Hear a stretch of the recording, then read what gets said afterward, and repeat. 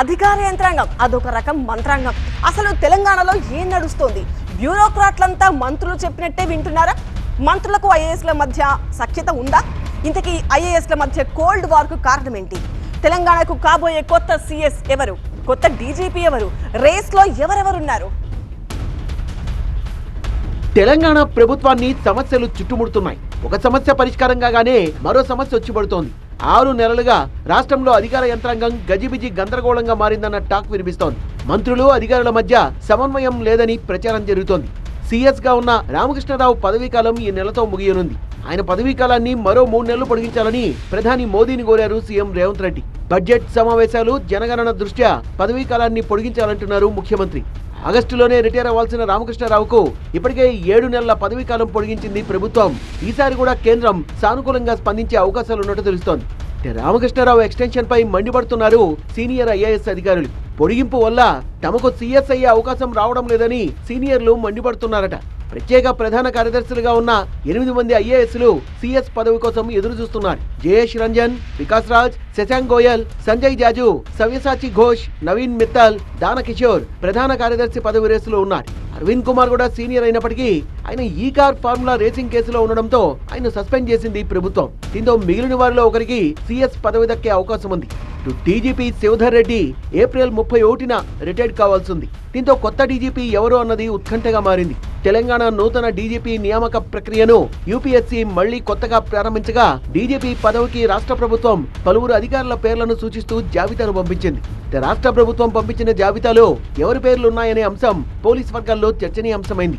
CV Anand, Shivadhar Reddy, Vinayak, Soumya Mishra, శిఖా గోయల్ పేర్లను రాష్ట్ర ప్రభుత్వం యూపీఎస్సీకి పంపినట్లు సమాచారం. శివధర్ రెడ్డి పదవీకాలం ఇంకో 2 నెలలే ఉండడంతో ఆయన పేరును పంపారా లేదా అన్నది చర్చనీయాంశంగా మారింది. శివధర్ రెడ్డికి డీజీపీగా అవకాశం ఇవ్వకపోతే వేం నరేందర్ రెడ్డి స్థానంలో ప్రభుత్వ సలహాదారుగా అవకాశం ఇస్తారన్న ప్రచారం జరుగుతోంది. వికాస్ రాజ్ అయితే కాస్త ముక్కుసూటిగా వ్యవహరిస్తారనే పేరుంది. ఇప్పటి వరకు ఆయన వివాదరహితుడిగా ఉన్నారు. అదే సమయంలో చొరవ తీసుకొని అధికార యంత్రాంగాన్ని ముందుకు నడిపించిన దాఖలాలు పెద్దగా లేవని టాక్ ఉంది.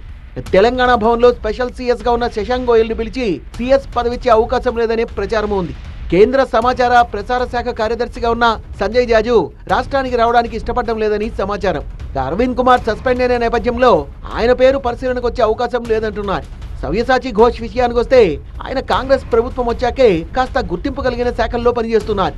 ఈ మధ్యనే ప్రత్యేక ప్రధాన కార్యదర్శులుగా పదోన్నతి పొందిన నవీన్ మిత్తల్, దానకిషోర్లకు సీఎస్ పదవి దక్కే అవకాశం లేదన్న అభిప్రాయం బలంగా వినిపిస్తోంది. జయేష్ రంజన్ తెలంగాణ ఏర్పాటు తర్వాత కీలక అధికారిగా మారారు. 7-8 సంవత్సరాలుగా ఆయన పరిశ్రమలో ఐటీ శాఖల ముఖ్య కార్యదర్శిగా, ప్రత్యేక ప్రధాన కార్యదర్శిగా బాధ్యతల్ని నిర్వర్తిస్తున్నారు. కాంగ్రెస్ ప్రభుత్వం వచ్చిన తర్వాత మంత్రి శ్రీధర్ బాబుతో ఆయన సఖ్యంగా లేకపోవడం, కేవలం ముఖ్యమంత్రికి మాత్రమే తాను జవాబుదారీ అన్న విధంగా ఉండడంతో మంత్రి ఒత్తిడి మేరకు ఆయన్ను అక్కడి నుంచి తప్పించారు.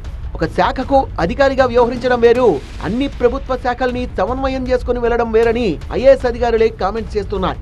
ఐటీ శాఖ ముఖ్య కార్యదర్శిగా శ్రీధర్ ను నియమిస్తే ఆయన బాధ్యతలు తీసుకోకపోవడంతో సీఎస్ గా ఉన్న రామకృష్ణరావుకు అప్పగిస్తూ ఉత్తర్వులు వచ్చాయి. తనకు తెలియకుండానే ప్రిన్సిపల్ సెక్రటరీ ఆర్డర్ రావడంతోనే మంత్రి శ్రీధర్ బాబు ఫైర్ అయినట్టుగా ప్రచారం జరుగుతోంది. దీంతో తప్పును సరిదిద్దారు. ప్రభుత్వంలో అత్యంత కీలకమైన ఐటీ పరిశ్రమల శాఖ కార్యదర్శి పోస్టు కోసం సీనియర్ ఐఏఎస్ల మధ్య తీవ్ర పోటీ నెలకొంది. ఎలాగైనా ఆ పోస్టును దక్కించుకునేందుకు పట్టుదలగా ప్రయత్నిస్తున్నారట కొంతమంది అధికారులు. సీఎం రేవంత్, మంత్రి శ్రీధర్ బాబు దృష్టిలో పడేందుకు స్పెషల్ సీఎస్లుగా ఉన్న దానకిషోర్, మహేష్ దత్ తీవ్రంగా కష్టపడుతున్నట్లు సెక్రటేరియట్ వర్గాల్లో ప్రచారం జరుగుతోంది.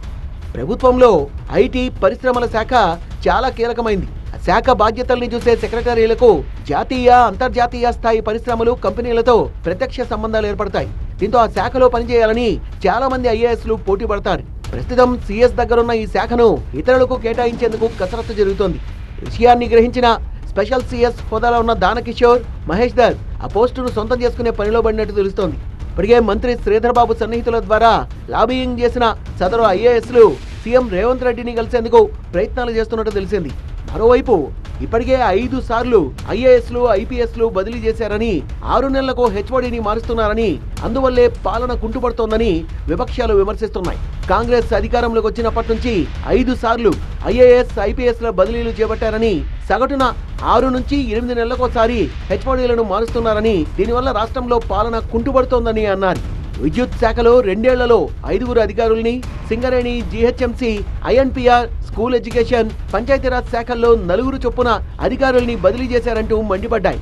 మున్సిపల్ శాఖలో 5, మైనింగ్ లో 6 అధికారుల్ని బదిలీ చేశారన్నారు. అందుకే ఆయా శాఖల్లో అవినీతి పెరిగిపోయిందని ఆరోపిస్తున్న బీఆర్ఎస్ సీఎంకు నచ్చకపోయినా, మంత్రులకు నచ్చకపోయినా ట్రాన్స్ఫర్లు కామన్ అయిపోయాయన్నారు. ఐఏఎస్లు ప్రజాసేవలో నిమగ్నం అవ్వాలని, చిన్న విషయాల్ని పట్టించుకోవద్దని ఇప్పటికే పలుమార్లు సూచించారు సీఎం రేవంత్ రెడ్డి. విభేదాలు పక్కన పెట్టి రాష్ట్ర అభివృద్ధికి సహకరించాలంటున్నారు.